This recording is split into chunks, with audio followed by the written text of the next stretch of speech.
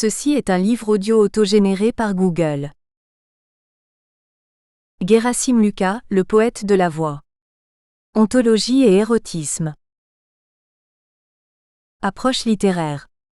Collection dirigée par Maggie Albey. Dernière parution. Sandrine Le Turc, Jacques Sternberg, Une esthétique de la terreur, 2011. Yasuhika Akai, Simone de Beauvoir, La narration en question, 2011. Wally Kouadrimostefai, lecture de Assia Djbar. Analyse linéaire de 3 romans, L'amour, la fantasia, Ombre sultane, La femme sans sépulture, 2011. Daniel Mateo Kaoté, Le rire carnavalesque dans les romans de Sonny Laboutancy, 2011.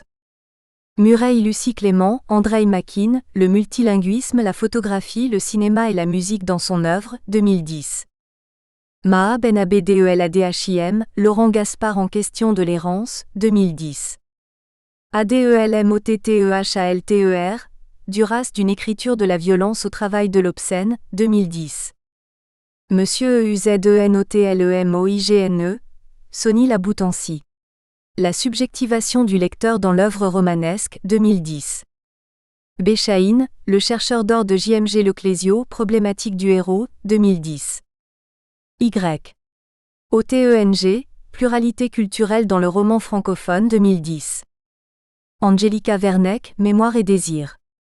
Marguerite Duras Gabriel Roy, 2010. Agnès Aguerre, L'avocat dans la littérature du Moyen-Âge et de la Renaissance, 2010. Sylvie Gazagne, Salas Tétier, lecteur de Rimbaud et de Mallarmé. Regard critique, regard créatif, 2010. Élodie Ravidat, Jean Giraudoux, La crise du langage dans la guerre de Troie n'aura pas lieu et Électre, 2010.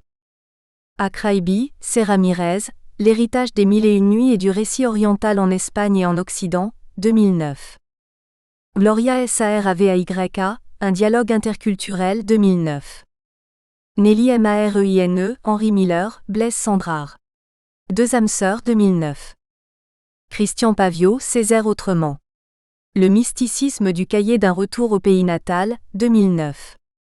Lisa Steiner, Sado Welbeck, Du boudoir au sex shop, 2009. Jamal Zemrani, Sémiotique des textes d'Azouz Begag, 2009. Mey Farouk, Tahar Benjeloun. Étude des enjeux réflexifs dans l'œuvre, 2008. Christian Mbarga, Émile Zola, Les femmes de pouvoir dans les Rougon-Macquart, 2008. À Serge Martin et Philippe Paigny. À mes parents, à ma compagne Fanny Fix, à Charles Penquin, pour leur aide, leur soutien et leur résonance. Avant-propos. C'est après une longue réflexion que je me suis finalement décidé à rendre ce livre public, dans un geste qui se veut moins une prétention intellectuelle, qu'une volonté d'offrir une seconde vie à ce travail qui a pris une importance croissante, dans ma vie à la fois personnelle et universitaire, au cours de ces dernières années. Gerasim Luca est également si peu étudié, que faire entendre une voix supplémentaire ne me semblait pas être de trop. Ne serait-ce que pour mes proches, amis, famille, qui m'ont soutenu pendant 2 ans dans cette entreprise, je ne pouvais pas laisser cette réflexion dans un tiroir, à l'abri des regards. Je perçois aujourd'hui la publication de ce livre comme une forme de gratitude envers ces mêmes proches. Oui, m'aider matériellement et intellectuellement à construire une réflexion n'a pas été vain. Tout ce que j'ai écrit vous est en partie dû, et je vous en remercie ici. Je pense à mes parents, Sergio et Patricia Torlini, à ma compagne Fanny Fix, mais également à certains chercheurs et poètes et amis, comme Serge Martin, Serge Rittmann, Philippe Paigny, et aussi Charles Penquin pour m'avoir soutenu et aidé à construire cette recherche universitaire, mais également la recherche poétique que je mène parallèlement et depuis quelque temps déjà au sein de Tapage. Encore une fois, une réflexion ne se mène jamais dans un solipsisme, et je les remercie pour le précieux dialogue qu'ils m'ont offert à gorge dénouée. Plus prosaïquement, cette présente étude, qui bien que modeste pourra, je l'espère, trouver sa place dans le panorama actuel des recherches sur Gerasim Luca, est issue d'un mémoire de master rédigé à l'Université de Nancy II, qui a par la suite fait l'objet d'une soutenance devant un jury d'enseignants-chercheurs le 29 juin 2011. Ce projet a été reçu avec mention, et j'ose espérer que cela pourra offrir une garantie suffisante quant à la fiabilité de ce travail. Je le publie en l'état, avec simplement quelques corrections orthographiques ou syntaxiques. Yannick Torlini. Introduction. On connaît le mot de Dylan Thomas en réponse à Fitzgibbon. La poésie, je m'en fous, seuls les poèmes m'intéressent. La formule, reflet de la truculence de son auteur, ne sera pas oubliée, et semble d'ailleurs souligner le morcellement et la diversité du champ poétique qui s'installe progressivement à partir de Mallarmé, pour véritablement connaître un essor généralisé au XXe siècle. C'est pourquoi toute volonté de définir la poésie semble encore aujourd'hui relever d'un acte prétentieux et obtus, d'un acte réducteur. Dans l'éclatement actuel des formes, des supports, des voix et des dessins, la poésie ne peut plus exister. A-t-elle d'ailleurs jamais eu une existence propre et unifiée? Seuls comptent désormais les poèmes. Lucas, lui non plus, ne s'intéressera pas à la définition de la poésie. Non, seul le travail de la langue dans le poème, ses poèmes, sera essentiel pour offrir une nouvelle possibilité au genre. Une parmi tant d'autres. Peu importe le but général de cette forme littéraire. Y en a-t-il seulement un? Lucas, lui, s'attache à définir le but du poème Lucas uniquement. Et la poésie, ce sera pour les théoriciens. Mais lire les poèmes de Gerasim Lucas n'est pas une mince affaire, loin de là. Car l'éclatement du genre se retrouve reflété dans l'éclatement de la langue, des mots et des images, et c'est peut-être pour cela que ses écrits effraient tant, et encore aujourd'hui, malgré une floraison d'ouvrages critiques qui, plus de 16 ans après la mort du poète, commencent à s'intéresser aux travaux linguistiques et sonores amorcés par l'étrange juif.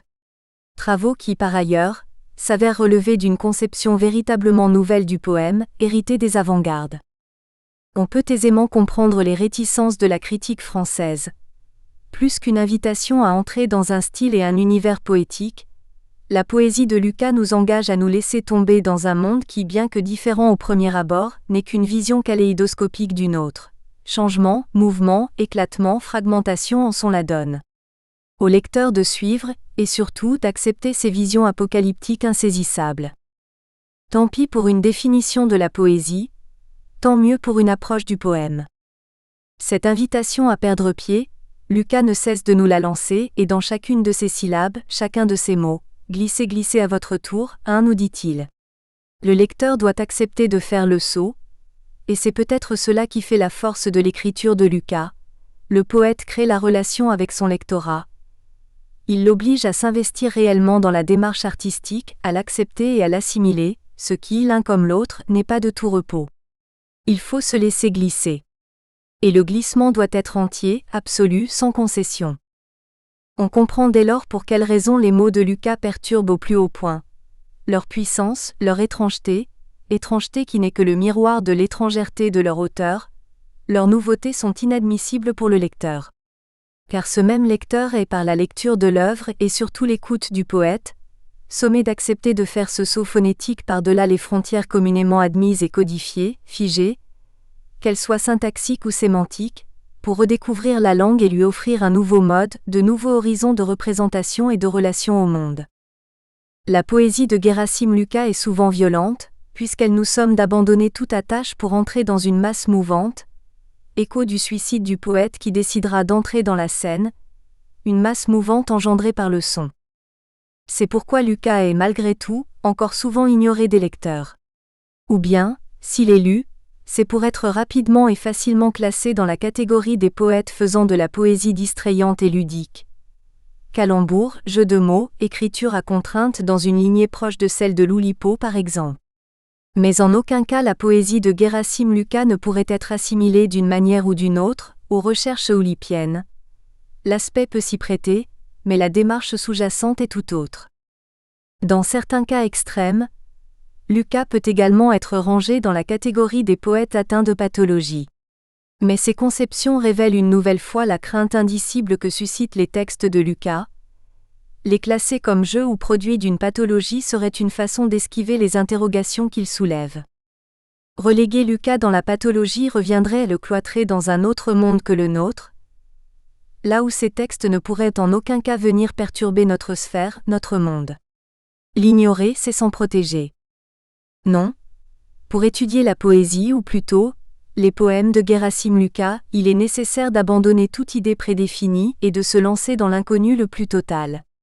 Car c'est bien là que réside toute la richesse de l'œuvre Lukács, dans cet inconnu même, dans cet impératif qui est d'adopter cette poétique du déracinement, de la négation sans cesse exposée, de s'y jeter à corps perdu, sans pour autant se fixer l'objectif d'y voir plus clair, mais celui du moins de voir autrement. Tel est l'enjeu de ces poèmes, de ces ontophonies. C'est pourquoi il nous a semblé que sa voix méritait de faire l'objet d'une étude, aussi humble fût-elle. Méritait également qu'on la considérât avec plus d'égard et plus d'intérêt, à une époque où la poésie contemporaine, ou du moins la poésie sortant d'un tant soit peu des sentiers battus, semble réservée à tort à une mince élite. Car le poème, et particulièrement le poème chez Lukács, interroge notre statut d'homo locax, et il devient chaque jour nécessaire dans un monde qui glisse peu à peu vers le post-littéraire, de savoir représenter la réalité, de faire entorse au dualisme du signe linguistique et de libérer le sens. En bref, d'adopter un regard neuf. Dans une introduction à un récital donné au Liechtenstein en 1968, Lukács s'explique de cette volonté de libérer le sens. Il m'est difficile de m'exprimer en langage visuel. Il pourrait y avoir dans l'idée même de création-créaction quelque chose qui échappe à la description passive telle qu'elle découle nécessairement d'un langage conceptuel. Dans ce langage qui sert à désigner des objets, le mot n'a qu'un sens ou deux, et il garde la sonorité prisonnière. Qu'on brise la forme où il s'est englué et de nouvelles relations apparaissent. La sonorité s'exalte, des secrets endormis surgissent, celui qui écoute est introduit dans un monde de vibrations qui suppose une participation physique, simultanée à l'adhésion mentale. Libérer le souffle et chaque mot devient un signal. Je me rattache vraisemblablement à une tradition poétique, tradition vague et de toute façon illégitime. Mais le terme même de poésie me semble faussé. Je préfère peut-être ontophonie. Celui qui ouvre le mot ouvre la matière, et le mot n'est qu'un support matériel d'une quête qui a la transmutation du réel pour fin.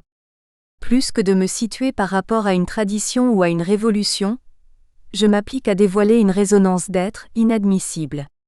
La poésie est un silencophone, le poème un lieu d'opération, le mot y est soumis à une série de mutations sonores, chacune de ces facettes libère la multiplicité des sens dont elles sont chargées.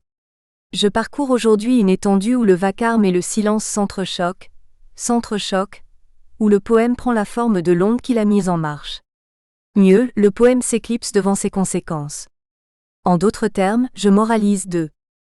On retrouve ici un vocabulaire propre à la recherche alchimique, matière, quête, transmutation.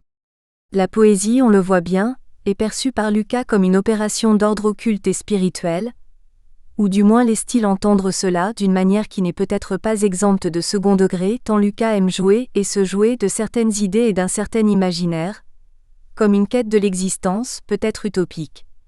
La libération des attaches langagières par la transmutation du signe linguistique et la torsion du matériau phonétique, et ce, afin de refonder l'être. Le moyen et le but essentiel de l'opération, l'accès aux grandes œuvres, sont le dérèglement du langage conceptuel grâce aux moyens indiqués, afin de permettre au mot de renouer avec la chose ou l'idée. La phrase qu'on brise la forme où le mot s'est englué et de nouvelles relations apparaissent, résume une grande partie du travail de Lukács. Mieux, les mots valises silencophone et ontophonie soulignent à eux seuls la quête, lui donnent un moyen d'action ainsi qu'un nom et indiquent ses enjeux existentiels. La poésie doit recréer l'être par le son, elle est l'ontophonie. C'est pour cela que nous pensons que toute la poésie de Gerasim Lukács est un acte ontologique. Une réinvention de soi qui passe par la voix et la réinvention de la langue, car nous ne sommes que par la langue, où la profération devient un acte créateur. La poésie de Lukács tente ainsi de se soustraire au déterminisme du schème oedipien, qui structure l'individu et le définissent dès sa naissance. Écrire, faire entorse à la langue, proférer les poèmes relève alors de la création du non-Oedipe. Une langue étrange propre aux poètes étrangers mais francophones, dans la lignée de Tristan Tzara ? Nous en sommes convaincus. Il faut être étranger et poète pour pouvoir encore s'émerveiller d'une langue non maternelle, comme un enfant s'émerveillerait de sa propre langue qu'il découvre. C'est que Lukács est un de ces juifs roumains venus en France pour échapper au régime politique de terreur du pays natal. C'est le lot de cette époque sombre, utilisant la langue française mais en refusant la nationalité et ce jusqu'à la mort même. Gerasim Lucas ne cessera d'ailleurs de rejeter tout signe et toute volonté d'appartenance. On ne peut se réinventer qu'en dehors de toute définition et de tout cadre préétabli. Cette négation a un rôle important dans la vie du poète.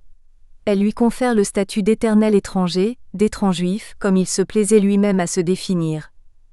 Juif mais étranger au concept de judéité, il ne fera qu'une courte halte en Israël pour rejoindre la France en 1952, Roumain expatrié mais refusant la nationalité du pays d'accueil, homme polyglotte parlant entre autres langues, le roumain, le yiddish, l'allemand et adoptant le français comme langue des apostrophes. Écriture, mais le transformant selon Serge Martin en une langue forte de français 3.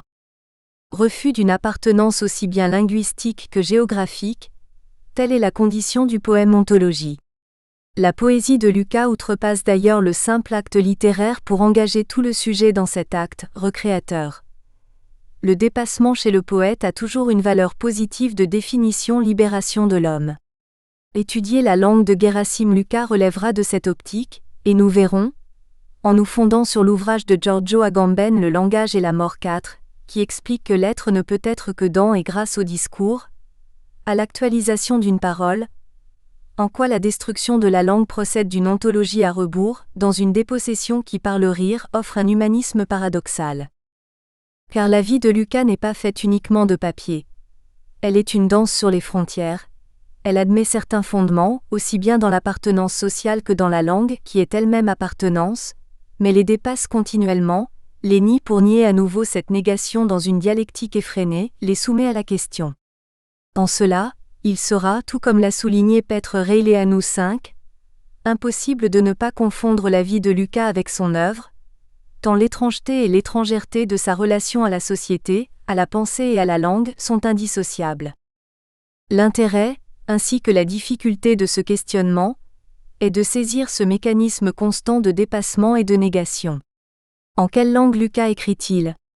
Et jusqu'où est-il possible de pousser cette étrangère TE accent aigu ? Car il n'est pas question de tenter de saisir la pensée de Lucas. Comment saisir l'insaisissable ? Mais d'essayer de rejoindre, ou du moins d'approcher, ce mouvement de la pensée, ce poème qui est pensé en mouvement. Mouvance du tourbillon qui repose 6, qui joue sur l'ambivalence du poème, négation de la négation et refus des schèmes oedipiens, l'œuvre de Lucas s'attache à refuser toute attache. L'enjeu sera de dépasser ici le simple caractère littéraire de la poésie de Lucas, et d'essayer de voir, ou plutôt d'apercevoir, toute la portée philosophique de ses écrits, ainsi que la façon dont ils s'inscrivent dans une certaine lignée des avant-gardes du siècle dernier, pour influencer, par l'ouverture des champs poétiques, linguistiques et artistiques, notre XXIe siècle. Nous pensons en effet que l'éclatement de la forme poétique et de la langue, l'interpénétration des domaines artistiques, avec le happening par exemple, sont de plus en plus aptes à créer la relation avec le lecteur auditeur-spectateur dans un but toujours ontologique. Je ne peux me réinventer moi-même sans créer le geste vers l'autre et le réinventer lui aussi. En cela, la poésie chez Lucas et depuis Lucas, recrée le lien entre art et vie. Nous nous appuierons dans cette étude sur un corpus restreint, La proie sombre 1991, Héros limite 1953, Le chant de la carpe 1973, Paralipomène 1976, 7 slogans ontophoniques 1964, Théâtre de bouche 1984, ainsi que sur leur performance audiovisuelle. Tous ces recueils prennent en effet place après la rupture avec le surréalisme. Lucas y développe réellement le style qui lui est propre, mélange de torsions syntaxiques, de renversements, de bégaiements poétiques. Les interrogations y sont également plus personnelles, beaucoup moins marquées par la vision surréaliste, ce qui confirmera la démarche. Voir en quoi Lucas est un perpétuel étranger, cela implique également de s'interroger sur le mouvement qui va le pousser à s'éloigner du surréalisme pour créer progressivement une forme de poème qui dépasse le simple format papier. Poème qui devra nécessairement s'incarner pour réaliser l'acte ontologique. Nous ne pourrons toutefois pas ignorer des textes théoriques essentiels comme Dialectique de la dialectique 1945, toujours dans cette optique de rupture avec le mouvement, ou bien des œuvres telles que L'Inventeur de l'amour et La mort morte, elles aussi datant de la brève période surréaliste, écrites en roumain, mais traduites en français par l'auteur lui-même et éditées en France peu avant son décès, comme par une volonté de boucler la boucle. Les interrogations suscitées par ces textes ne seront pas non plus étrangères à notre démarche. Toute la difficulté qui nous guette, dans l'approche de l'écriture du poète, est là. Il est facile de se perdre dans la lecture et l'étude de l'œuvre. C'est pourquoi l'un des objectifs de cette étude sera de tenter de déterminer malgré tout un repère ou du moins une orientation de la pensée du poète à laquelle se raccrocher. Ainsi, avant de saisir réellement le mouvement de cette même pensée, nous poserons d'emblée, en nous fondant sur les travaux de Dominique Carla, que ce qui permet d'embrasser l'œuvre de Lucas, c'est l'intempestivité. Gerasim Lucas exerce un type singulier de fidélité à l'instable, constance de l'appréhension de l'inconsistance.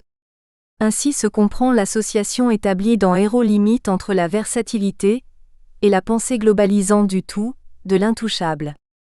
L'intempestivité est une forme de fidélité paradoxale cultivée dans le refus d'une pensée totalisante, dans l'expérience d'une dissémination aléatoire du sens, l'inverse de la versatilité.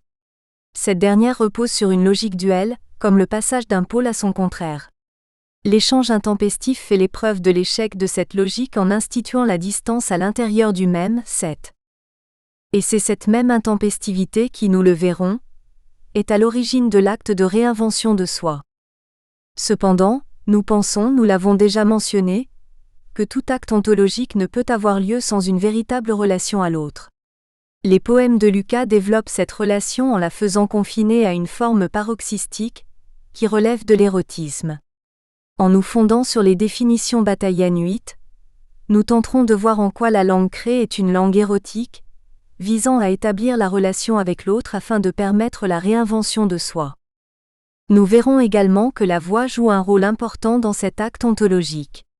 C'est pourquoi il nous semble essentiel d'essayer de saisir en quoi Lucas participe, après sa rupture avec le surréalisme et dès ses premiers récitals, à la naissance d'un mouvement poétique que nous nommerons scénique, mouvement aboutissant dans les années 60 au mouvement de happening et de poésie-performance, qui auront des prolongements jusqu'à notre époque. Il faudra alors essayer de saisir la pérennité du geste poétique chez Lucas, et se demander en quoi les poèmes de Charles Penquin, Bernard Hetzig et Bernard Noël forment une continuité, ou du moins une parenté, avec le poème Lucas. Nous ne choisissons pas ces poètes par hasard, mais par représentativité. Charles Penquin pour la révolte et le jeu linguistique, sa violence allant de pair avec l'humour, Bernard Hetzig pour son exploration du poème sonore, et plus particulièrement la création du poème partition, et Bernard Noël pour sa poésie du corps. Tous ont un lien stylistique, vocal ou thématique plus ou moins fort avec Gerasim Lucas. Ainsi, l'enjeu de cette étude sera de voir en quoi Lucas forme le microcosme d'un milieu poétique qui tend à évoluer. En effet, nous posons d'emblée que les poèmes de Lucas sont représentatifs d'une évolution généralisée de la poésie, mais d'une évolution morcelée et diversifiée dans les poèmes, depuis la fin des années 50, sans oublier les influences dadaïstes du début du siècle.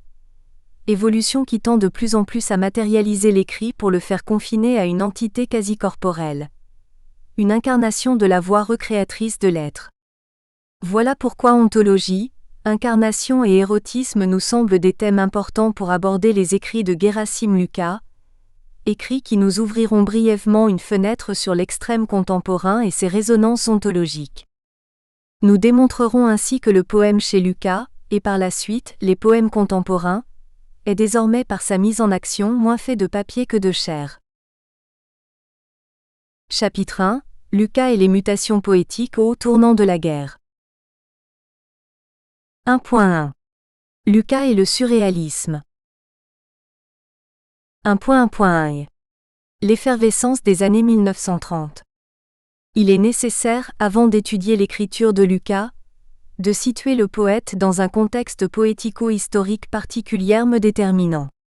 En effet, la période durant laquelle Gerasim Lucas commence sa création artistique correspond à un temps où le poème, et l'art en général, va connaître des mutations majeures et essentielles. Il nous semble donc important de faire une rapide description de ce contexte poético-historique ainsi que des mutations de la poésie, notamment grâce aux influences du surréalisme et du dadaïsme, en Roumanie, mais également à Paris. Pour dresser un panorama de la Roumanie artistique au début du siècle dernier, et pour étudier l'implication de Luca dans ses mouvements artistiques, nous nous appuierons essentiellement sur l'ouvrage, très complet mais plutôt biographique, de Petr Reileanu, Gerasim Luca 9, en nous interrogeant toutefois sur le lent processus de rupture qui va s'opérer entre Luca et les écoles artistiques. Tout commence à Bucarest après l'institutionnalisation de l'avant-garde roumaine retenue par l'histoire. Des auteurs comme Tristan Tzara, Marcel Janco, Benjamin Fondan, Sasa Pana, Ion Vinea, Hilary Voronka et tant d'autres ont depuis longtemps fait leurs armes, aussi bien en Roumanie qu'à l'étranger. L'art absolument moderne, selon le précepte de Rimbaud, est pensé et créé avec ferveur et irrévérence, avec une soif de reconnaissance internationale dans un monde qui a déjà pris de nouvelles formes, nouvelles donnes géopolitiques, modernisation, avec un rythme effréné qui sera propre aux pays du centre et de l'est du continent, où, comme le souligne Reileanu, l'art va être question d'identité avec le continent. Les avant-gardes ont permis aux provinces et aux périphéries de se hisser au rang de capitale. Pour la première fois, l'Europe cessait d'être une virtualité ou une fiction, et prenait les contours d'une réalité. D'autant plus que la fin de la Première Guerre coïncide avec un événement, qui est sans doute sa conséquence directe la plus importante, ignorée par la quasi-totalité des historiens des avant-gardes, à savoir l'éclosion de nouveaux États par l'émiettement de l'Empire austro-hongrois, la Hongrie, la Serbie, la Tchécoslovaquie et ce que les historiens roumains désignent comme l'accomplissement de l'État national par L'. Intégration de la Transylvanie, et de deux autres régions historiquement roumaines, la Bessarabie et la Bucovine, pays natal de Paul Celan, reprises partiellement ultérieurement par l'Union soviétique. On comprend pourquoi, pour les protagonistes du centre et de l'est du continent, les mouvements d'avant-garde représentaient un enjeu plus important qu'à l'ouest.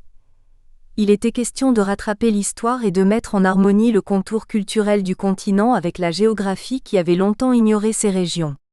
Dans cette partie de l'Europe, les avant-gardes artistiques se manifestent moins comme négation d'une tradition qu'en tant qu'affirmation d'une identité dans l'art continental. 10. Ce désir de reconnaissance, ainsi que cette volonté d'être intégré à un paysage culturel européen chez des pays trop longtemps ignorés par les grandes capitales de la culture, se retrouvera, même à la fin de la Deuxième Guerre, dans Dialectique de la dialectique, le SOS envoyé au surréalisme international par Luca et Trost, mais plus particulièrement aux surréalistes de Paris, dont André Breton. Toutefois, l'idée d'identité y sera paradoxale car elle n'impliquera pas une identification au mouvement parisien, mais une assimilation du mouvement pour créer, chez Luca, une identité autre et unique.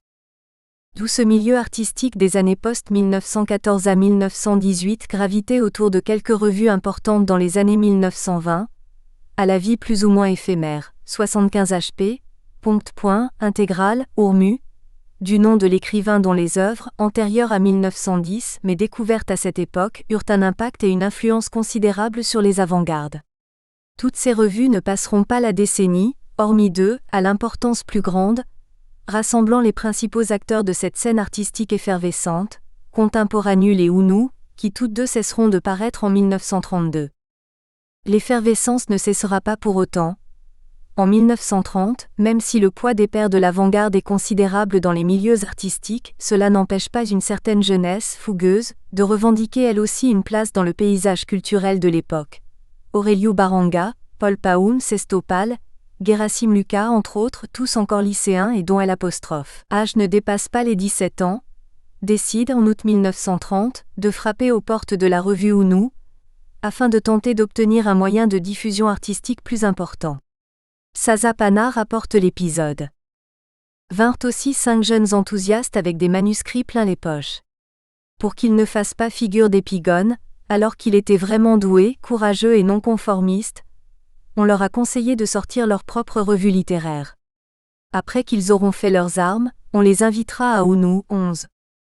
Encore trop jeunes pour être pris au sérieux par les pères de l'avant-garde, les membres du groupe décident de fonder leur propre revue. Le 13 septembre 1930 sort le premier numéro de la revue Algues, les algues, financée avec leurs économies. La revue connaîtra en tout 9 numéros, 6 paraîtront entre 1930 et 1931 et 3 en 1933. Contrairement à la plupart des revues d'avant-garde, Algue n'a pas de programme théorique. Elle reste, pour ses jeunes fondateurs, la meilleure façon de répondre à une libido artistique qui n'attendait que de pouvoir être diffusée. Les premiers poèmes de Lucas publiés dans la revue vont être résolument provocateurs, à la fois dans la mise en scène de personnages marginaux, prostituées, clochards, chiens, que dans les thèmes abordés, sadomasochisme, suicide, meurtre, mutilation. À cette époque correspond également le rapprochement du groupe avec les milieux politiques de gauche et d'extrême gauche. Lucas et Paul Paoun iront jusqu'à faire paraître de la poésie prolétaire, même si l'expression n'est pas utilisée par les deux jeunes poètes, dans le journal de gauche Kuvantel Liber, La Parole libre. Cependant, Lucas gardera toujours une distance critique vis-à-vis des partis politiques. Action poético-politique et non-conformisme s'inscrivent naturellement dans la droite lignée des pères de l'avant-garde. Mais la provocation, dans un pays se raidissant, se crispant de plus en plus sur des positions nationalistes et conservatrices, va aller bien plus loin. Dans un geste collectif et réfléchi, dans une capitale en état de censure suite à une importante grève des cheminots, Lucas ainsi que ses amis de Algue décide d'envoyer à quelques personnalités deux textes fortement provocateurs écrits à plusieurs mains. Poula, Labitte, en octobre 1931 et Mussy, Morve en février 1932. Une des personnalités ciblées est l'historien et ancien Premier ministre Nicolae Iorga, de grande notoriété, faisant presque figure de patriarche du pays et aux tendances nationalistes. La réponse ne se fait pas attendre. Le groupe écope de plusieurs jours de prison, mais la fierté du geste demeure et suscite l'admiration des autres artistes de l'époque, dont Géo Bogza. Ce sera sans compter sur les journaux, aux relents antisémites, faisant chou gras de l'affaire, les membres de la revue étant juifs. Mais cette révolte sociale n'est pas gratuite. Elle s'inscrit au contraire dans la continuité d'une certaine pensée. On a vu qu'elle était déjà présente dans les différents textes de Lucas publiés à cette époque, et elle va continuer à sous-tendre toute l'activité du groupe jusque dans un programme poétique, La poésie que nous voulons faire, signé par Lucas, Paul Paoun, Peraïm et Géo Bogza, et publié dans le numéro unique de la revue Viata Immediata, La vie immédiate, en décembre 1933, en S', insurgeant contre une certaine forme de poésie ayant oublié sa source et son but. La vie est réduite à de simples effets techniques. Les signataires de ce programme opèrent d'une certaine manière une rupture avec le mouvement d'avant-garde qui les a précédés. Nous avons ici une des premières manifestations de ce climat artistique en perpétuelle mutation, mais également une des premières manifestations d'indépendance de la part de Lucas, manifestations qui ne cesseront pas d'apparaître dans ses rapports aux phénomènes de mouvements littéraires et artistiques, et notamment dans son implication dans la cellule surréaliste roumaine. 1.1.2 Lucas et l'héritage dadaïste. Mais avant de nous intéresser à la brève période surréaliste que connaîtra Lucas, il faudrait se questionner sur ce que le poète a conservé des mouvements d'avant-garde, car il y a bien eu appropriation de certaines esthétiques et de certaines techniques artistiques, et notamment du dadaïsme, dans son écriture. Il est vrai qu'un certain héritage va transparaître, mais il y aura nécessairement un éloignement d'avec le dadaïsme, éloignement qui ne sera pas pour autant négation pure et simple du mouvement, simplement parce que la position résolument nihiliste du mouvement était intenable, et qu'il était nécessaire d'adopter un autre angle d'attaque pour ne pas aller droit à l'autodestruction artistique. Ce qui caractérise Dada, c'est avant tout le rire, l'humour caustique envers soi-même et les autres. Cet humour sera toujours présent chez Lucas, et conservera cette dimension. Nous espérons que vous avez apprécié cet aperçu. Pour continuer à écouter ce livre audio sur Google Play Livres, utilisez le lien dans la description de la vidéo.